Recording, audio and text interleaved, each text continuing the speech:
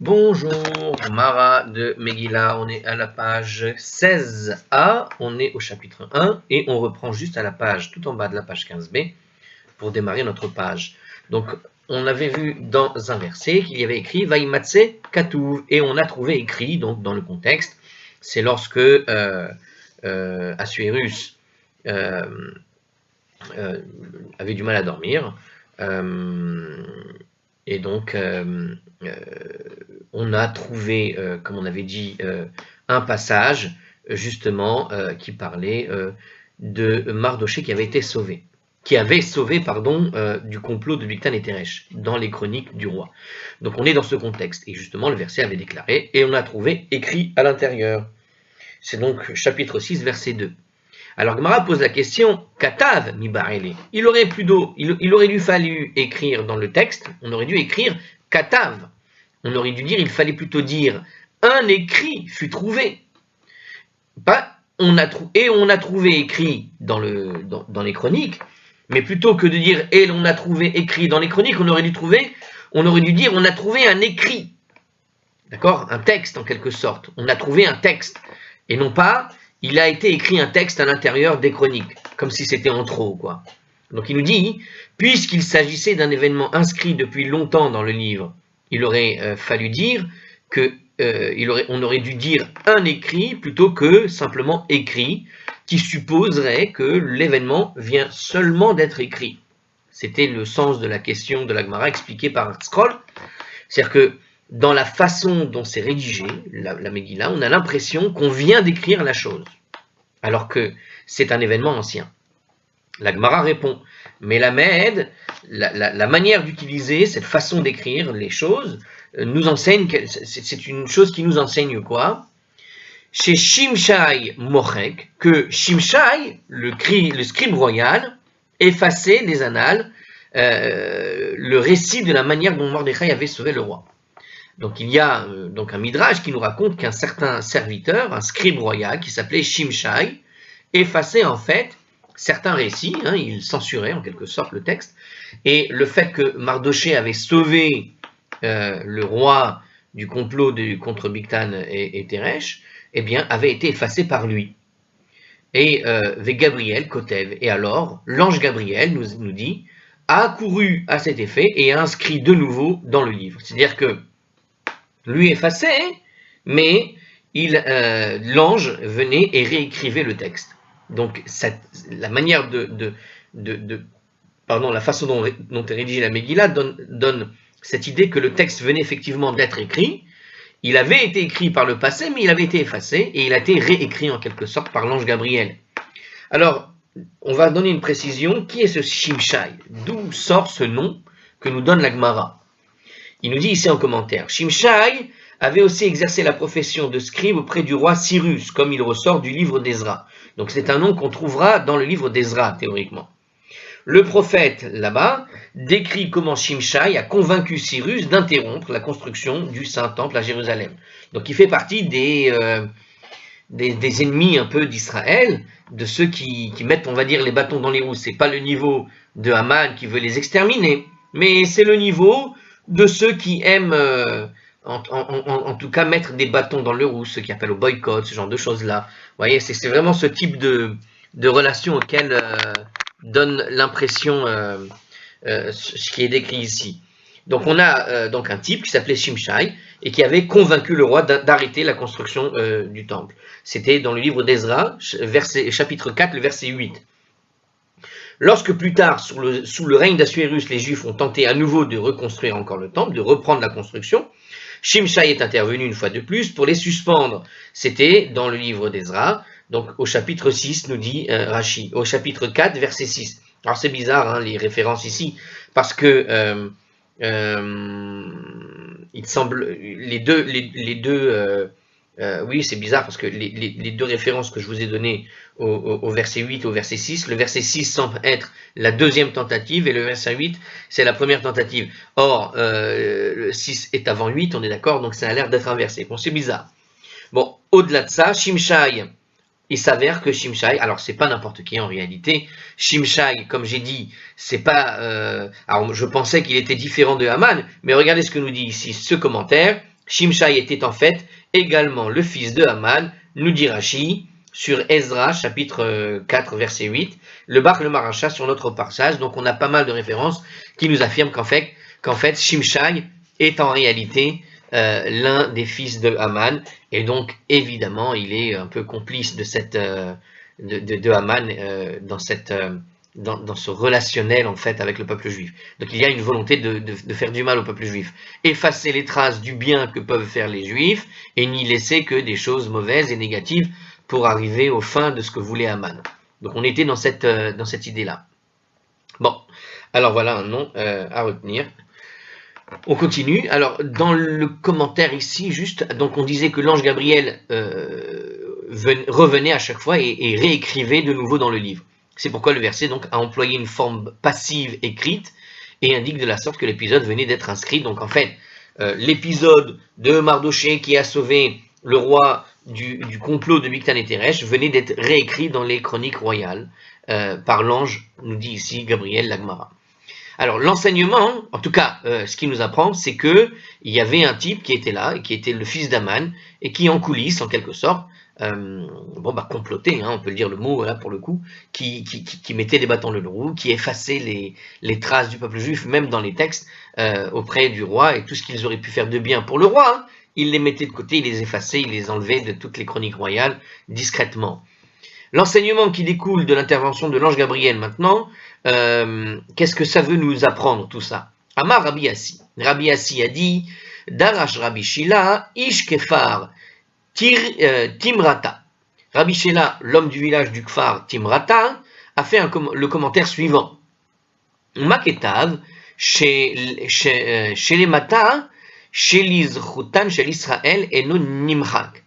Si un écrit dans ce monde ici-bas en faveur d'Israël n'est pas effacé, Ketav chez les Marla, lo kol sheken, a fortiori un tel écrit en haut ne s'effacera pas.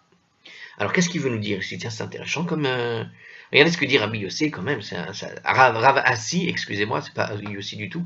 Rav Assi, donc il nous dit, Rabbi Shela, l'homme du village de Timrata, a fait ce commentaire. Il dit que quand on a un écrit dans ce monde-ci en faveur d'Israël et qu'il n'est pas effacé, alors à plus forte raison, un tel écrit en haut ne s'effacera pas.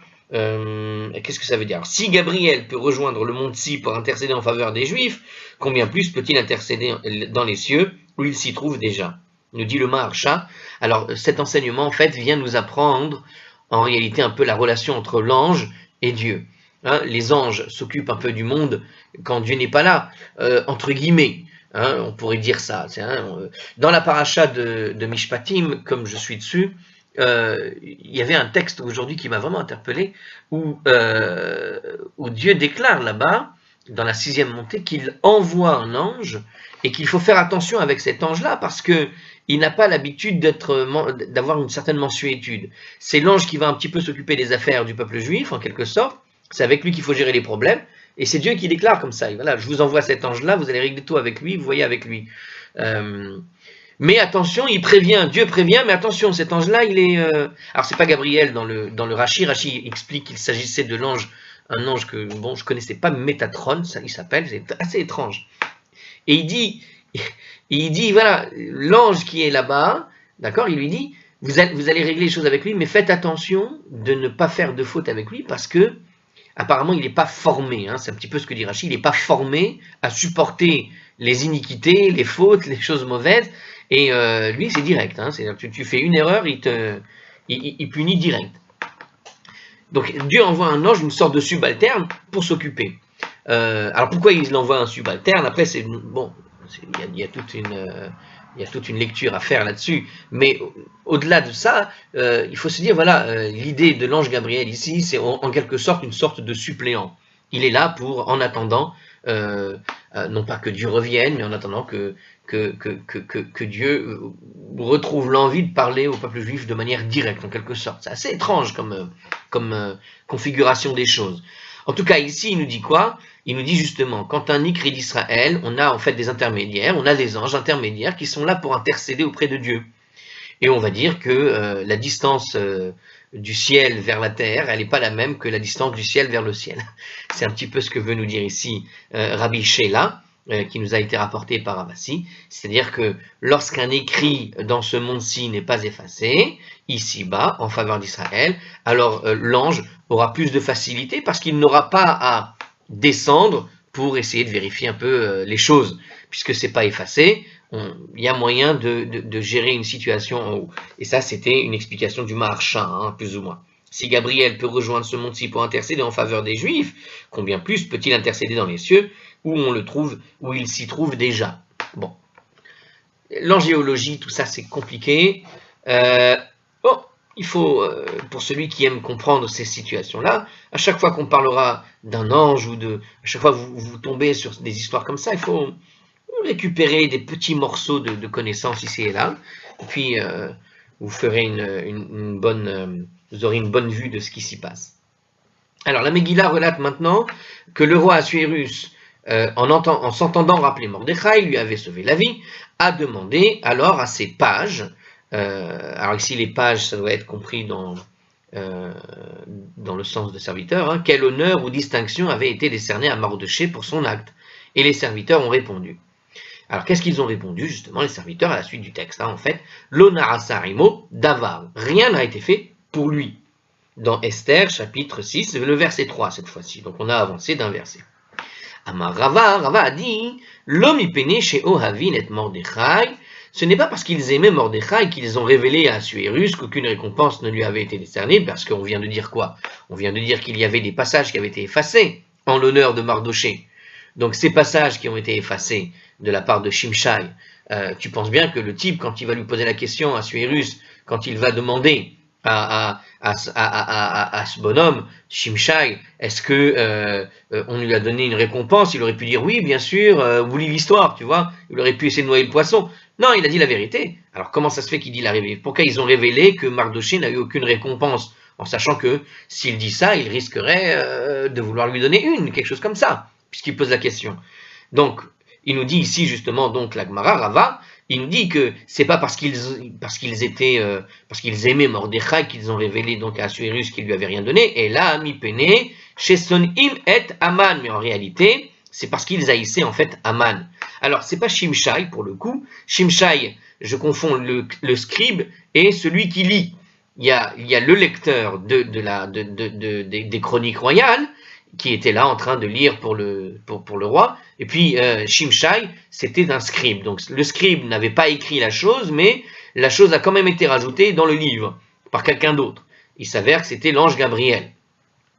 Mais ici, il nous dit, Ela mi pene sheson im et Aman. Donc dans ce cas-là, on voit qu'en fait, les pages qui étaient là, qui étaient en train de lire les chroniques, bon, alors ils ont révélé ce qui était écrit, voilà, et puis dans ce qu'ils ont révélé, ils ont vu qu'il n'y avait pas de récompense. Eh bien, il nous dit ici, Rava, que c'est pas par amour pour Mardoché qu'il n'y avait pas de récompense, mais plutôt parce qu'ils haïssaient beaucoup plus Aman. Donc comme ils haïssaient Aman, ils ont précisé, regarde celui-là, il a plus de mérite en quelque sorte. Et ils savaient qu'ils s'irriteraient de voir Aman récompensé par le roi. Il nous dit ici le texte, c'est-à-dire que les gens qui lisaient ont révélé qu'il n'y avait pas de récompense dans le but que l'on puisse donner une récompense à Mardoché, non pas pour faire plaisir à Mardoché, il s'en fiche éperdument, mais comme ils savaient à quel point Aman haïssait Mardoché, ils se sont dit, si on va lui faire un coup à Aman, regarde, on va faire en sorte que son pire ennemi, celui qu'il déteste le plus, reçoive une récompense directe de la part du roi. Donc c'est pour énerver Aman qu'ils ont dit au roi, il faut lui donner une récompense à celui-là, tu as oublié de lui donner en quelque sorte. Enfin, ils ne l'ont pas dit comme ça, mais ils ont gentiment fait comprendre qu'il n'avait pas de récompense. Donc c'était dans le but qu'il lui donne, et lui donnant, ça énervera Aman. Donc ils avaient un grief contre Aman en particulier. Mais il n'y a pas de respect particulier pour Mardoché dans cette histoire-là, ça n'a rien à voir. Alors, il nous dit ici que s'ils appréciaient Mordechai, il précise le Maharsha, donc il y a pas mal d'explications du Maharsha dans cette histoire, s'ils avaient apprécié Mordechai, qu'est-ce qu'ils auraient répondu? Ils auraient dit à Assuérus, dans les mêmes termes que ceux de sa question. Qu'est-ce qu'il a écrit? Il a écrit, qu'est-ce qu'a dit Assuérus quand il a posé la question? Ni honneur, ni dignité ne lui a été décerné. Donc ils auraient dû dire ni honneur, ni dignité, parce que la question qui avait été posée,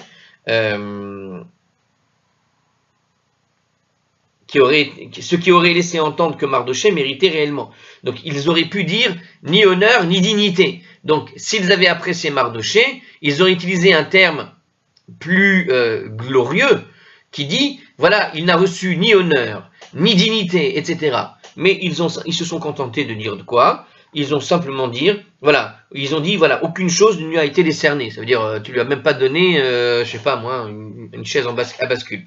Tu vois ce que je veux dire?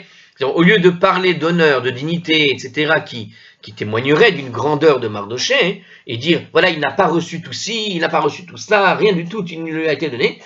Ils ont dit, ouais, non, même pas, tu lui as rien donné. Point. C'est-à-dire une réponse un peu, quelque part, qui manque un peu de respect. Donc, ils insinuent en réalité que le moindre geste de reconnaissance aurait pu suffire pour lui. C'est-à-dire, offre-lui des bonbons, ça suffira. Il n'y a même pas besoin de lui donner autre chose. D'accord? Donc, il suffisait de peu pour irriter Aman, sans en donner trop à Mardochée, nous dit le Maharsha. Donc, en fait, ce qu'on fait, regardez les situations internes, hein, dans des gouvernements compliqués, vous avez des gens qui sont là pour distribuer les chroniques royales. En tout cas, il a posé des questions à des conseillers, et ces conseillers qui ne supportaient pas Aman ont dit à propos de Mardochée, donne-lui quoi que ce soit, dans l'espoir, parce qu'ils savaient que quoi que ce soit irriterait Aman de toute façon. Et ce quoi que ce soit, ils n'ont pas dit, donne-lui la dignité, donne-lui les honneurs. Non, ce n'est pas du tout le but, c'est pas qu'ils s'en fichaient complètement éperdument de Mardochée. La question, c'était surtout comment irriter Aman. Alors, pour l'irriter, même un petit peu suffisait, nous explique le Maharsha, et donc leur réponse a été un peu laconique. Oui, il a rien reçu, ça veut dire, tu peux lui donner ce que tu veux, même très très peu, ça suffira, et puis nous, en quelque sorte, ça suffira rien que pour énerver Aman. Bon, drôle d'histoire, hein, cette Megillah. On continue. La Megillah raconte alors que Aman est venu informer le roi de son intention de vouer Mordechai à la potence, et la Gemara va développer maintenant le sujet. Donc on est dans cette fameuse histoire où Aman, et je rappelle le contexte quand même, Aman était donc devant sa famille, ses amis, et on avait expliqué un peu ce passage un petit peu plus tôt. C'était au nom de Rav Nachman qui avait donné des leçons au nom de je me rappelle plus, de Bar Yitzhak, Rav Nachman Yitzhak, qui avait dit,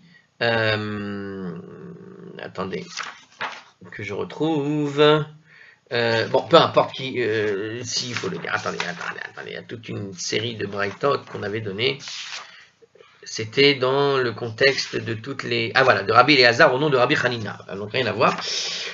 En tout cas, ici, on avait donc un passage qui expliquait... Bon, la Megillah, dans l'histoire de la Megillah, vous avez Aman qui est autour de sa famille, qui dit, de ses amis, etc., qui était en train de dire, voilà, regardez-moi tout ce que j'ai, mais tant que Mardochée est vivant, c'est comme si je n'avais rien, il avait déclaré. On avait expliqué ce passage-là. Maintenant, qu'est-ce qui s'était passé à la suite? Ils avaient dit, on va construire une potence. Les conseillers lui ont dit, bah, t'as qu'à le tuer maintenant, au lieu d'attendre, puisque c'est trop dur pour toi. T'as qu'à le faire tuer maintenant. Mais pour le faire tuer, il faut l'autorisation du roi. Et il a donc construit une potence. Et il est allé donc voir le roi pour demander une sorte d'autorisation d'aller pendre tout de suite Mardochée. Et voilà, donc, justement, on est dans ce passage-là. Donc, il est venu informer le roi de son intention de vouer Mordechai à la potence, et la Gemara va développer le sujet, il dit « Echin lo » qu'il avait préparé pour lui dans le texte, il y a écrit comme ça, c'est dans chapitre 6, verset 4, toujours, un Tana a enseigné, l'expression « Echin lo » est étrange, elle apparaît superflue, on aurait dû écrire « Lo Echin », c'est pour lui-même que Haman avait préparé la potence, nous explique la Gemara, le Tana. Donc le Tana explique lo echin, le pour lui, echin, lo, le lo à la fin, pour lui, c'est superflu. Donc en réalité, ça veut dire que lo, pour lui-même, tu peux inverser les mots et comprendre qu'en fait le lo il n'est pas superflu, qu'il y a comme une sorte de prophétie négative sur Haman au moment où il le dit. Lo, pour lui-même, echin, il a préparé. Ça veut dire que c'est la potence qui va être utilisée pour pendre finalement Haman lui-même. Donc il a préparé la potence, puis il est allé poser la question au roi s'il pouvait l'utiliser pour Mordechai. Seulement voilà, la manière dont c'est écrit dans le texte, Echin lo, le lo est un mot supplémentaire à propos de la potence qu'il avait préparée pour lui. Mais donc, de la potence qu'il avait préparée, si tu n'avais pas rajouté pour lui, tu aurais compris. Mais le pour lui vient indiquer qu'il y a une sorte d'allusion à Aman lui-même, le dit le Tana. C'est-à-dire qu'il a préparé sa propre fin. Donc il nous précise en commentaire. À quoi bon l'indication l'eau pour lui, quand plus loin au verset, il affirme clairement que Aman a été exécuté par la potence même qu'il avait préparée pour Mordechai. Alors, Esther, chapitre 7, versets 9 et 10. D'où l'enseignement qui est précisé, d'où l'enseignement, précise le Toréven, qu'à l'instant même où Aman confectionnait la potence, il a été décrété au ciel qu'il s'y serait lui-même pendu. Donc en fait, ce moment où il prépare la potence, c'était écrit dans le ciel. C'est-à-dire que quand est-ce que la décision que Aman allait mourir sous la potence a été prise dans le ciel? Au moment où il a préparé la potence elle-même. Ce pour lui, c'est ce que voulait nous enseigner le Tana. C'est-à-dire, le Tana vient pas nous enseigner ce qui nous est donné dans ce commentaire, c'était pour dire qu'il y a un problème en fait. Pourquoi le Tana enseigne la chose? Parce que dans le verset lui-même, on a bien compris que c'est cette même potence qui va être utilisée plus tard. Donc pourquoi est-ce qu'il nous enseigne ici que c'est pour lui-même? Non, c'est pour nous apprendre ici que la décision dans le ciel qu'il va être pendu a été prise au moment même où il a construit cette potence. Avis aux ennemis d'Israël, des fois, le moment même où tu prépares la chose, le moment même où tu prépares quelque chose, c'est cette chose-là qui va te condamner, c'est par cette chose-là que tu vas être frappé. Il y a des fois, la décision que va prendre le ciel quand le ciel semble hésitant, il va pas attaquer tout de suite, il laisse toujours des chances pour quelqu'un de se repentir, etc. Oui, mais des fois, l'action qui va être entamée par l'ennemi du peuple juif, l'ennemi d'Israël, cette action qui va être entamée, c'est ce qui va faire pencher la balance dans le ciel pour que la personne qui a fait cette action-là soit punie. Pour parler de Mordechai et Esther, par exemple, alors je ne sais pas où ça en est, mais j'ai entendu parler d'une histoire dans les informations du jour, d'aujourd'hui. Alors, allez savoir dans l'avenir, quand celui qui lira la vidéo, ça sera passé ou pas. Mais regardez, l'Iran a pris une décision, elle est en train de discuter d'une décision, carrément de quoi? Eh bien, de détruire la tombe de Mordechai et Esther, là-bas en Iran. Là, c'est tout récent, ils ont pris cette décision-là. Voilà, ils viennent de prendre une décision. Alors, c'est pas fait, mais ils sont en train d'en discuter, ils ont cette espèce de pensée de faire cette chose-là. Bon, qu'ils sachent que lorsque si un gouvernement, un bâtiment est en train de comploter contre Mardochée, sachez que quand Aman a construit sa potence, cette potence a servi à détruire, à pendre Aman. Eh bien, je le dis clairement, je ne sais pas où ça en est, ce qui va devenir, mais celui qui est en train de préparer, je sais pas moi, de la TNT ou je ne sais quoi, pour exploser la tombe de Mordechai et de Esther, qu'il sache que cette même TNT va servir à faire exploser ou sa maison, ou son gouvernement, ou ce qu'il veut. C'est avec cette TNT-là que ça va péter. En tout cas, dans le ciel, une décision va être prise dans ce sens-là, et c'est ce que nous apprend ici, ce passage ici. Si c'est pas toujours sûr pour le peuple juif, à cause du manque de mérite qu'on peut avoir dans nos générations, celui qui veut s'en prendre directement à Mordechai et Esther, qu'il sache que c'est pas la première fois que des gens ont essayé, et c'est pas la première fois qu'il va se retrouver dans une mauvaise situation. Alors, on continue. Donc, dans la suite, qu'est-ce qu'on voit arriver? Aman, il arrive, et il s'avère que le roi le trouve tout d'un coup présent, d'accord? Et il va lui poser des questions. Donc, le roi va demander à Aman son avis sur une rétribution digne que mériterait un sujet loyal. Aman va répondre par une description minutieuse de la récompense qu'il jugeait adéquate. Toutefois, Assuérus prit Aman au dépourvu en lui enjoignant « Vite, prends le vêtement et le cheval comme tu l'as dit ». Et il nous dit la suite maintenant de la Gemara. Donc on a préparé ici le contexte. Et il dit ensuite « Va'asechen les Mordechai ». Et là, surprise, Aman pensait que ça allait être pour lui. Surprise, il lui dit, fais exactement ce que tu as demandé, ce que tu m'as conseillé est un très beau conseil, et tu vas le faire pour qui? Tu vas le faire tout de suite à l'égard de Mordechai. Il le prend comme ça au dépourvu, comme le dit dans les mots la Gemara de Harscroll. Alors, il nous précise ici, dans le verset 10 du chapitre 6, voici le verset en entier. Vayomer Amelech le'Aman, Maher kach et alevush ve'et asus, kasher dibarta ve'asechel le Mordechai ha-Yehudi ha-Yoshev be'sha'ar Amelech, al tapel davar mikol asher dibarta. Le roi dit à Aman, vite, prends le vêtement et le cheval comme tu l'as suggéré, procède ainsi à l'égard de Mordechai, le juif qui est assis à la porte du roi, nommez rien de tout ce que tu as suggéré. Amarle, Manu Mordechai. Alors Aman a demandé, qui est Mordechai? Amarle ha-Yehudi. Dans le texte, on a relu, on a vu, il a précisé le roi, Mordechai ha-Yehudi, le Mordechai, le juif. Quel Mordechai? Peut-être il y a deux Mordechai. Aman, il commence à essayer de jouer. Tu veux que je donne à Mordechai, mais quel Mordechai? Mordechai, le juif. Achashverosh lui a répondu, le juif.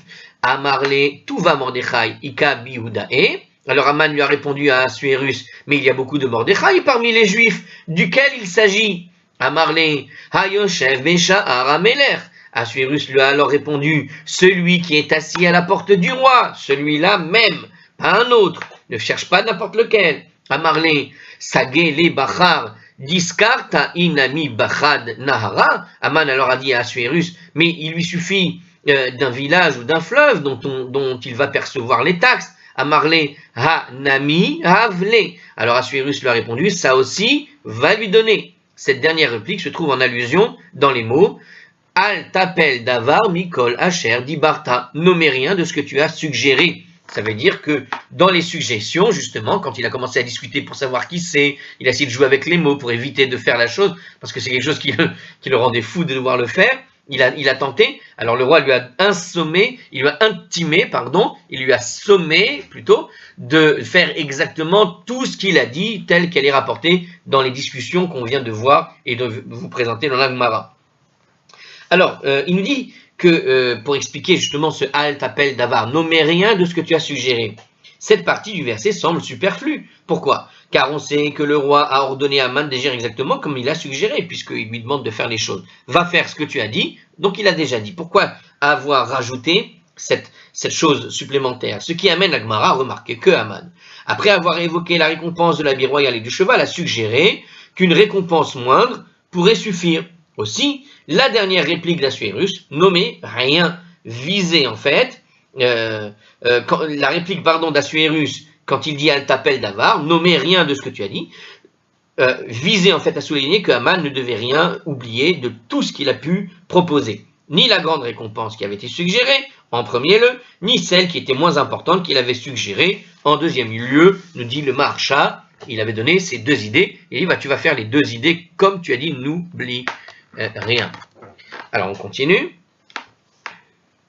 Aman n'avait d'autre choix donc que d'obéir aux ordres du roi, il est obligé. Vaikach Aman et alevush ve'et asus. Et le texte nous dit, alors Aman a pris le vêtement et le cheval.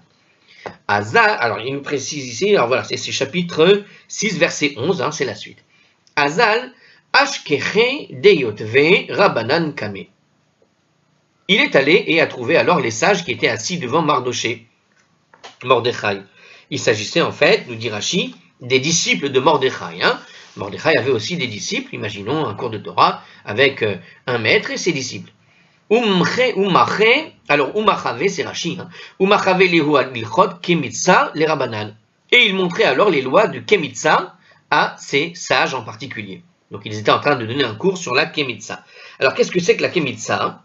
Petite précision de Harscroll, c'est important, c'est peut-être pas important dans l'histoire elle-même, mais c'est important de savoir de quoi on parle quand on en parle. Alors il nous dit ici, une des lois, c'est une loi en fait sur l'offrande de la farine.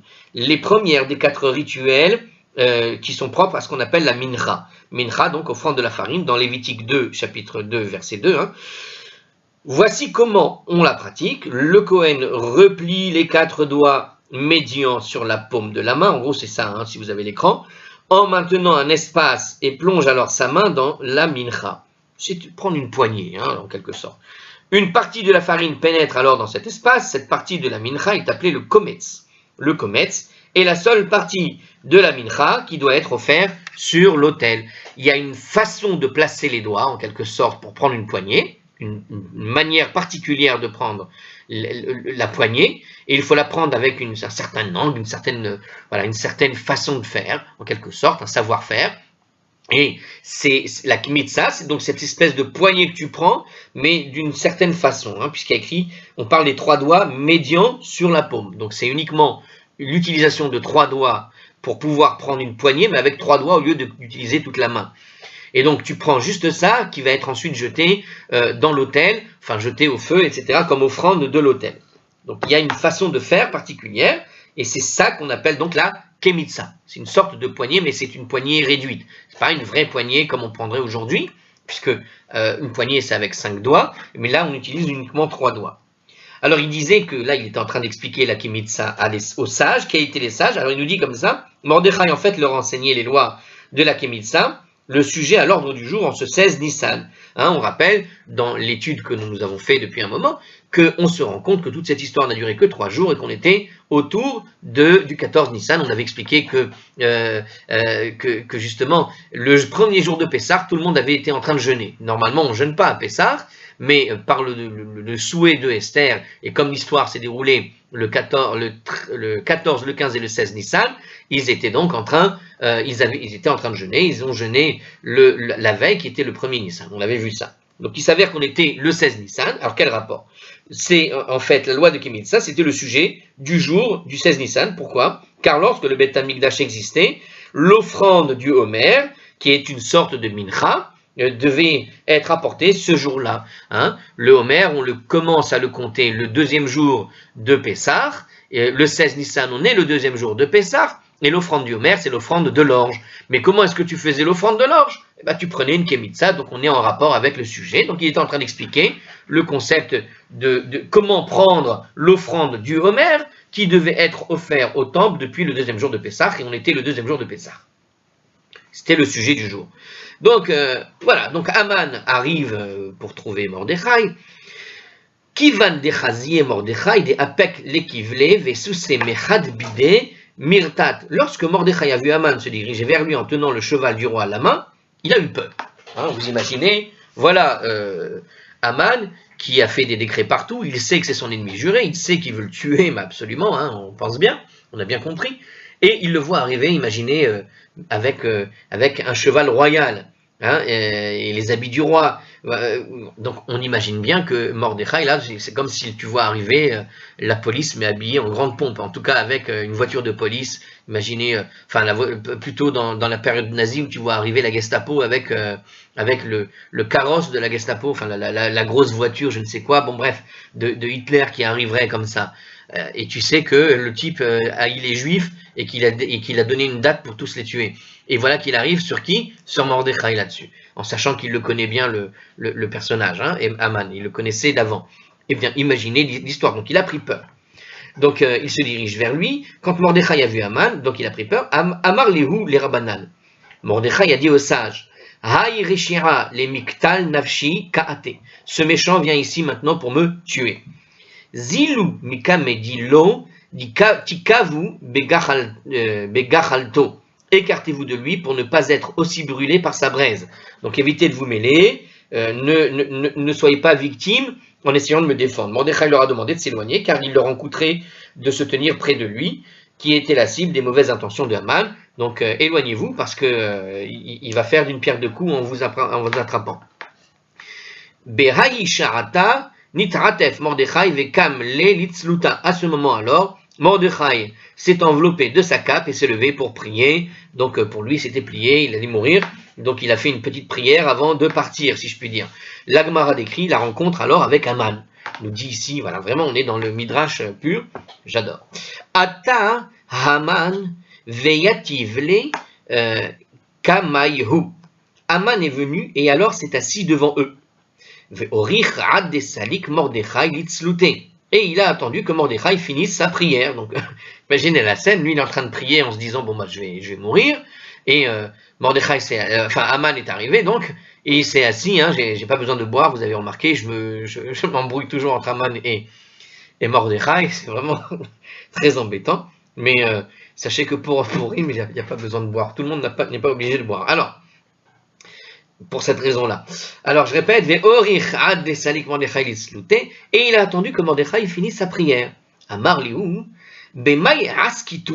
Alors, il a demandé aux disciples, mais sur quelle sorte, sur quel thème porte votre étude? De quoi étudiez-vous?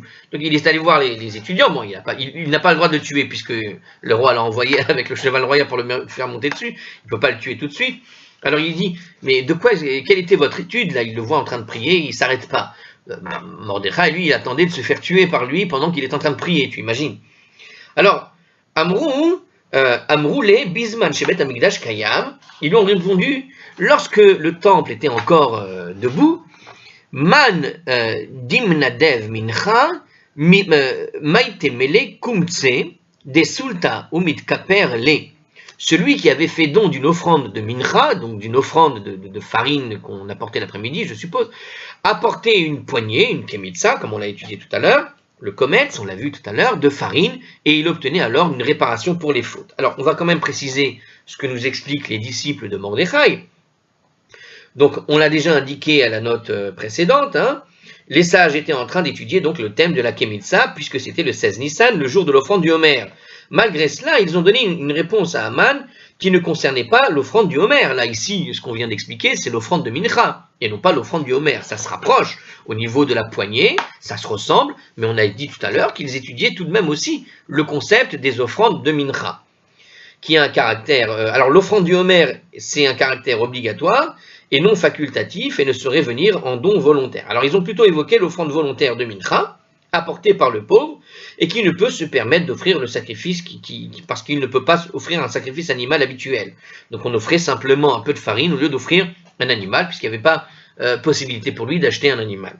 Ainsi les sages montraient à Aman que même l'offrande du pauvre, qui ne comprend que de la farine, pouvait procurer une réparation des fautes. C'est beau ce que vient de nous dire ici le Maharsha, à travers l'histoire des disciples des sages. Regardez les disciples des sages, il nous dit ici qu'il expliquait à Aman que pour obtenir une réparation des fautes, quand tu es pauvre, tu peux donner vraiment le minimum, un peu de légumes et ça suffira en quelque sorte, un peu de céréales et ça suffira, plutôt qu'un animal gigantesque comme certains pouvaient l'offrir quand ils étaient riches, ou un petit animal non plus.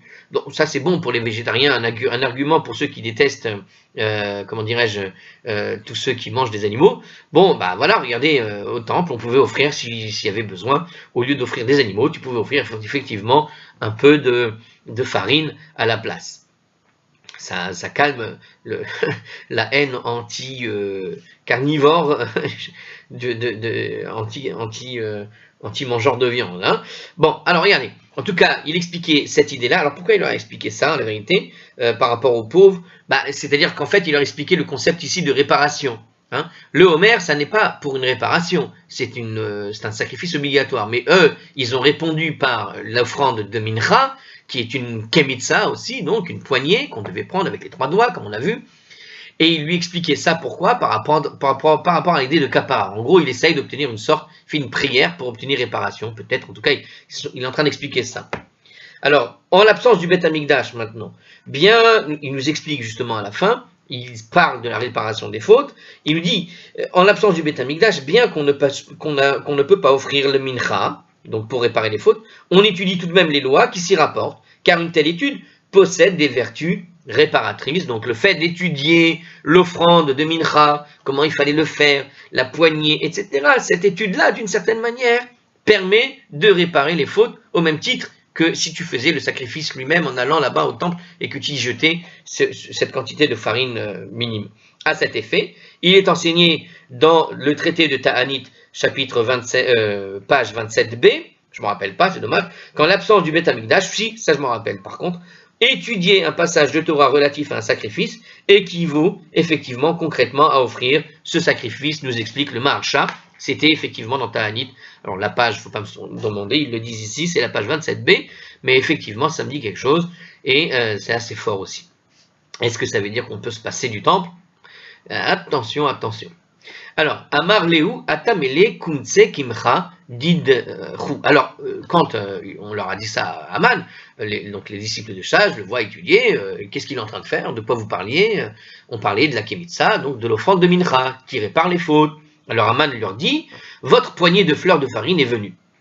Il leur a dit, votre poignée de fleurs de farine est venue, Vadachi Asara Alfe Kikire Kaspa d'idée, et a repoussé mes 10 000 talents d'argent que je voulais verser à Assuérus pour anéantir les Juifs. Vous avez réussi à obtenir une réparation avec une poignée de farine qui ne coûte rien par rapport à moi qui avais investi 10 000 talents d'argent pour exterminer tous les Juifs. En sous-entendu, voilà, je suis venu pour mettre Mardoché sur son cheval de roi, donc vous avez obtenu une réparation alors que moi j'étais venu pour vous tuer. Au départ, eh bien vous avez réussi à obtenir cette réparation du ciel puisque je ne peux pas le faire pour le moment, en tout cas. Alors, comme indiqué dans le livre d'Esther, chapitre 3, verset 9, donc on nous réexplique un peu tout ça, Tosfot cite un commentaire selon lequel Aman aurait choisi ce montant. Pourquoi? Car il était équivalent au nombre total des demi-shekalim versés par une génération entière de juifs, qui est estimé à 600 000 hommes, soit le nombre de juifs de sexe masculin âgés de 20 ans à la sortie d'Égypte. Donc ça, c'est-à-dire, c'est le calcul, c'était, alors je ne connaissais pas cette explication, mais en fait, là, Tosfot nous précise que cette somme de 10 000 talents d'argent est équivalent en fait à une quantité de demi-cycle pour 600 000 hommes adultes tels qu'il y en a eu à la sortie d'Égypte, c'est-à-dire l'équivalent d'une somme d'argent pour une génération entière. Donc Aman avait fait un calcul, il avait en quelque sorte investi un argent comme pour acheter la vie du peuple juif d'une certaine façon, à travers le prix du demi-cycle. D'accord? Le bar fait le calcul suivant. La durée moyenne de vie est de 70 ans et l'obligation de verser une contribution annuelle d'un demi-cycle commence à l'âge de 20 ans. Donc l'homme verse donc en moyenne 25 shekalim en tout, c'est-à-dire 50 demi-shekels au cours de la vie. En gros, plus ou moins. On est en train de faire un peu l'équation de Fermi, mais adaptée à cette histoire. Donc on a environ, grosso modo, les années où un homme doit commencer à payer le demi-cycle, c'est à partir de 20 ans jusqu'à environ 70 ans, comme ça. D'accord, grosso modo. Donc grosso modo, on est dans les 50 shekels à donner, 25 shekels à donner en tout. Donc 600 000 hommes qui vont verser 15 millions de shekels, c'est-à-dire 25 fois 600 000. Or, un kikar ordinaire d'argent correspondait à 1500 shekels, à la différence du kikar en cours au temple, qui quant à lui équivalait à 3000 shekels. Donc le kikar d'argent ordinaire était de 1500, le kikar à l'époque du temple était de 3000. Donc les 15 millions de shekels qu'il fallait investir correspondaient en fait à 10 000 kikars, 15 millions divisé par 1500, soit le montant de Haman que Haman a offert à Assuérus pour acquérir le droit d'exterminer les Juifs. Pour ceux qui veulent faire encore un meilleur calcul, pour qu'il aille plus loin, donc c'est 15 millions de shekels en gros, c'est 15 millions de shekels, un demi-cycle aujourd'hui, donc c'est-à-dire 15 millions de shekels multipliés par 2, ça fait 30 millions de demi-cycles. Or le demi-cycle d'argent, il est équivalent selon certains avis, pour le minimum dans les 5 euros, pour le maximum 10 à 20 euros des fois. Donc faites le calcul, 30 millions fois 20 euros, pour essayer d'établir à peu près quelle somme a pu investir Haman pour vouloir tuer, exterminer les Juifs. Regardez ce qu'il a voulu mettre comme argent.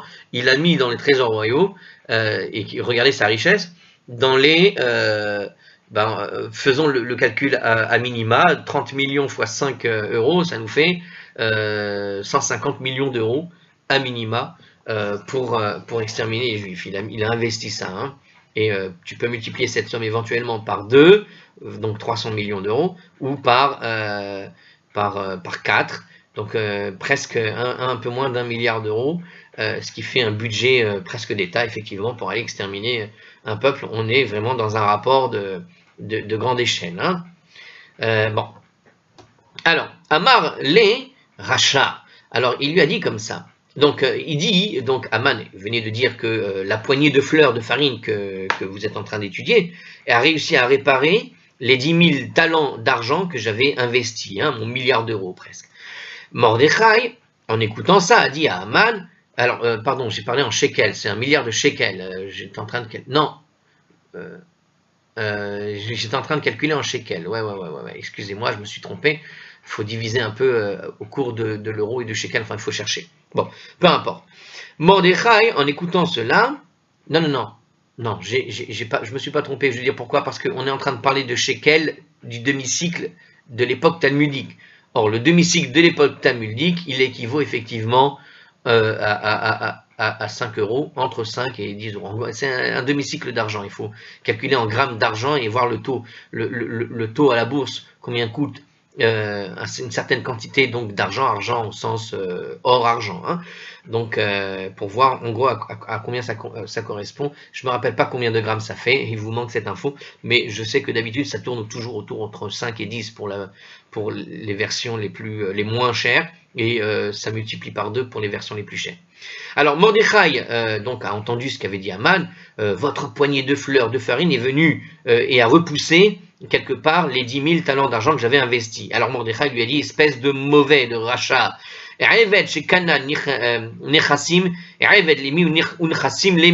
l'esclave qui acquiert des biens, à qui appartient l'esclave et à qui appartient les biens. Quand un esclave va acheter quelque chose, à qui appartient l'esclave et à qui appartient alors les biens? À son maître évidemment. Et comme tu es mon esclave, cet argent m'appartient, il ne t'appartenait pas.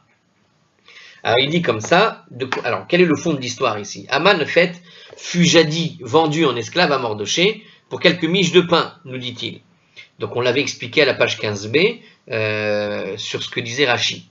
Et il est en train de lui répondre, tout cet argent que tu avais mis pour investir, pour tuer tous les juifs, c'est un argent qui aurait dû m'appartenir, puisque tu as été à un moment donné, tu t'es vendu à moi pour devenir mon esclave parce que tu n'avais plus rien, tu dois, en gros, ce qu'il est en train de dire Mardochée pour traduire la chose de manière un peu concrète, en gros il est en train de lui dire, tu n'avais plus rien, tu es venu me voir, et en venant me voir, si tu t'en sors aujourd'hui, au fond, et que tu as obtenu tout cet argent, c'est parce que je t'ai sauvé de la misère dans laquelle tu t'es trouvé.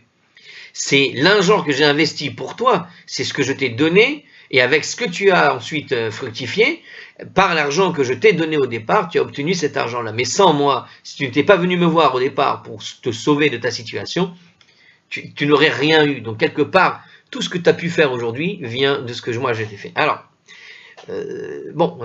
j'avoue que je suis pas complètement d'accord quand j'entends ça personnellement. Mais bon, la règle elle est comme ça. Lorsque l'esclave acquiert des biens, à qui appartient l'esclave et à qui appartient les biens.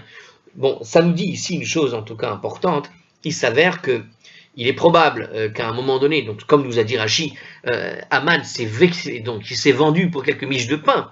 Mais à un moment donné, Aman s'est émancipé. La question, c'est comment il s'est émancipé, Aman, de Mardochée. Et est-ce qu'il s'est vraiment émancipé? Est-ce qu'à un moment donné, il s'est relâché de cet esclavage? Ou est-ce qu'il s'est simplement détaché de l'esclavage de Mardochée en faisant des choses pas nettes, qui fait que il y a toujours eu ce petit grief entre les deux. C'est-à-dire que Mordechai l'a laissé finalement partir. Bon, bah voilà, tu t'en es sorti, au revoir, ok. Mais le laissant partir, l'autre vivait avec cette honte permanence. Il lui a jamais demandé donc d'officialiser, on va dire, un départ de l'esclavage, et que quelque part, il a gardé ça. Hein. Et on voit donc un Aman un peu, comment dirais-je, qui est resté finalement esclave, et que d'une certaine manière, il a toujours agi avec une ingratitude envers son bienfaiteur. C'est surtout ça qu'il faut comprendre dans ce texte, je pense. Alors après ce dialogue, Amarle, Kum levush, hanemane urchov haï soucia. Aman a dit, et donc à Mordechai, lève-toi, enfile ses vêtements, et enfourche ce cheval. Devaï lach malka, car le roi souhaite que tu le fasses. Amar le lo yechelna ad de'alna leve benemeshkol le mazia. Alors Mordechai lui a répondu, je ne pourrai le faire que lorsque j'aurai d'abord été au bain et me serai fait couper les cheveux. Donc je n'irai pas avec cette présentation. Alors comme nous l'avions noté ci-dessus, nous dit Hartzkol, cet incident a eu lieu le 16 Nissan, qui est le premier jour de Chol HaMoed Pessah. Il est pourtant interdit de se faire couper les cheveux à Chol HaMoed Pessah. Cela étant, pourquoi Mordechai s'est-il permis de le faire? Le Maharatz Hayot répond que quiconque est incarcéré avant Yom Tov et se trouve dans la possibilité de se faire couper les cheveux avant la fête aura le droit de le faire à Chol HaMoed, au sortir de prison. De la même manière, Mordechai, absorbé par le jeûne, c'est dans Moed Katan 13b. Bon. De la même manière, Mordechai, absorbé par le jeûne et la prière avant Yom Tov, s'est retrouvé donc dans l'impossibilité de se faire couper les cheveux avant la fête, ni de se baigner. Il lui était donc permis de le faire à Chol HaMoed. Il a tout simplement pu faire les choses là parce que voilà. Alors pourquoi il s'est fait propre d'ailleurs? Est-ce que la menace était finie? Alors, des laves, alors il lui dit, je ne pourrai le faire que lorsque j'aurai d'abord été au bain et me serai fait couper les cheveux. Des laves orach ar'a, les ishtamouché bemane des malkachi. Ah voilà, pourquoi? Il donne la réponse, car il est inconvenant de faire usage des vêtements royaux dans un état dans lequel je me trouve. Hein, je ne sens pas bon, je ne suis pas bien, ce n'est pas le chemin de la terre comme on le dirait littéralement. Des laves orach ar'a, ce n'est pas le chemin de la terre, ça veut dire ce n'est pas le derech eretz, on pourrait dire en réalité, c'est l'expression, c'est marrant comment ils l'ont traduit de l'araméen, mais en gros c'est derech eretz, dit de manière, en araméen. Bref, ça n'est pas convenable de faire usage des vêtements royaux dans un état dans lequel je me trouve. Si tu dois être habillé avec un costard prêté par un grand de ce monde, tu vas pas le mettre alors que tu ne sens pas bon, que tu ne t'es pas, et que tu es mal rasé, pas couper les cheveux, etc. Tu dois être présentable. Ça ne se fait pas. Shadra Esther va asartinhu lechuluhu be bene ulchuluhu ummane. Alors il nous dit comme ça, pendant ce temps, Esther avait envoyé un ordre et avait fait séquestrer tous les employés des bains et tous les barbiers. Donc il s'avère que les gens des bains et les barbiers ne pouvaient pas travailler. Alors qu'est-ce que c'est que cette histoire? Alors, il nous dit comme ça, quoique Bébané signifie habituel à la maison des bains, plutôt que les employés, comme il ressort de la réplique précédente par Mordechai, puisque on a répété ce mot, Bébané, Rashi lui confère ici le sens d'employé. Donc pour Rashi, Bébané, elle a fait en gros fermer les établissements de bains. Donc ici elle dit qu'elle a séquestré les employés de bain par rapport à ce que nous explique Rashi, mais c'est une manière tout simplement de dire qu'on ne pouvait pas prendre de bain parce que Esther avait fait fermer ou les établissements de bain, ou elle avait fait voilà, comme il dit le texte, enfermer tous les employés, histoire de...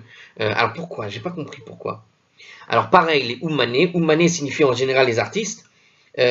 Oumané ici, en araméen, ça signifie en général ceux qui pratiquent la saignée. Eh bien ici, il nous dit, ça inclut sans doute aussi les barbiers, nous dit le Maharsha. Oumané voudrait dire normalement les manés, mais le Maharsha nous explique que Oumané, ce sont les barbiers. Alors pourquoi? Afin que Aman aide personnellement Mordechai. Donc en fait, voilà pourquoi Esther en fait a forcé en quelque sorte Aman à s'écraser devant Mordechai en quelque sorte. Donc elle a fermé les bains, elle a fermé les machins pour que Aman soit au service de Mardoché, de Mordechai de la manière la plus obligatoire possible, puisque c'était l'ordre du roi. Elle savait qu'il n'irait pas contre les ordres du roi.